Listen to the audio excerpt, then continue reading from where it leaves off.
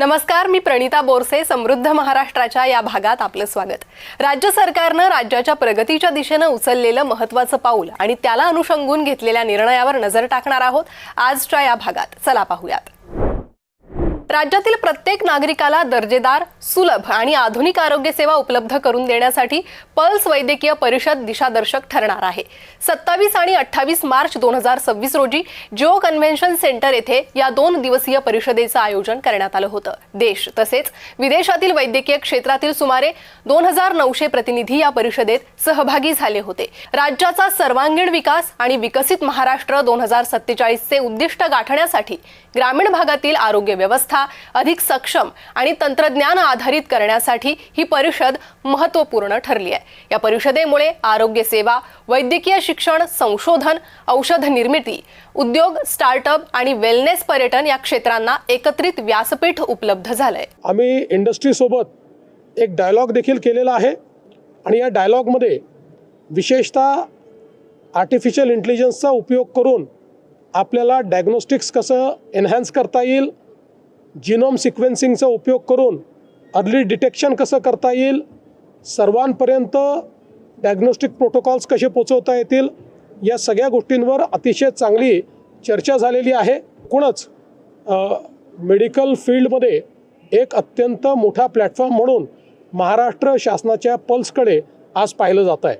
Pulse means heartbeat, and this conference reflects the current state of Maharashtra's healthcare system and direction we are moving in.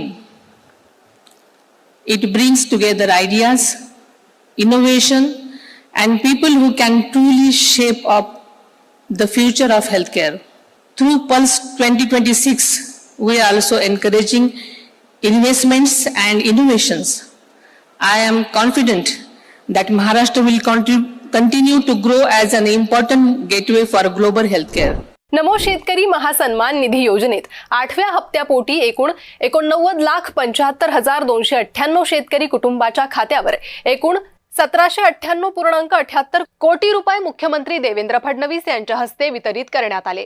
मुंबईतील विधान भवन येथे झालेल्या या समारंभास उपमुख्यमंत्री एकनाथ शिंदे, उपमुख्यमंत्री सुनेत्रा अजित पवार, कृषी मंत्री दत्तात्रय भरणेंसह वरिष्ठ अधिकारी उपस्थित होते. नमो शेतकरी महासन्मान निधी योजनेअंतर्गत 24 मार्च 2026 अखेर तब्बल 13,017.30 कोटी रुपये पात्र शेतकऱ्यांच्या खात्यात जमा करण्यात आले.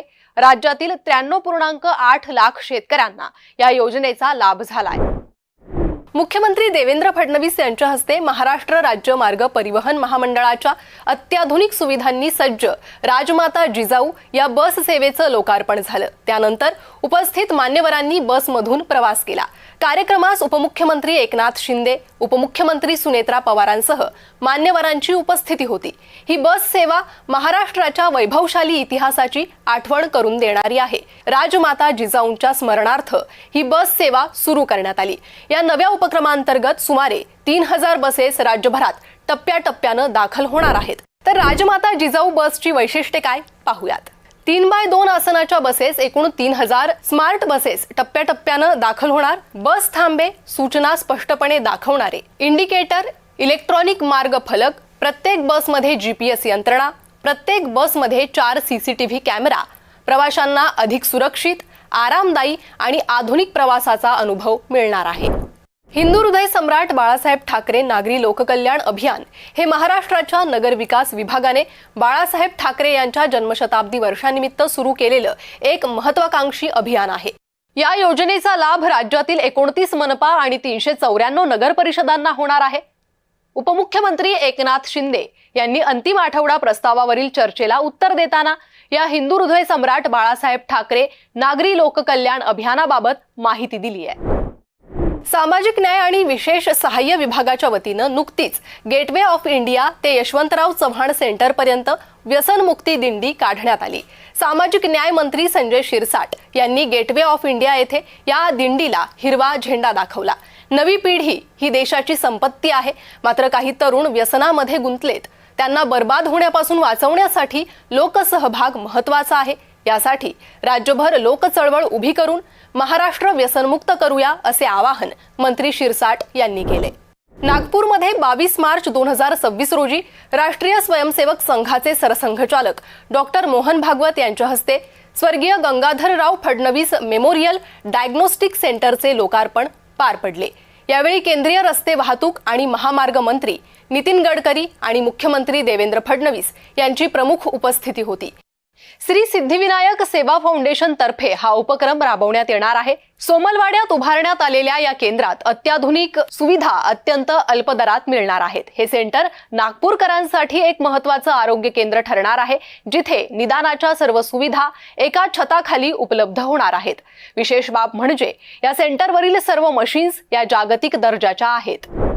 समृद्ध महाराष्ट्राच्या आजच्या या भागात तुर्त एवढंच। नमस्कार।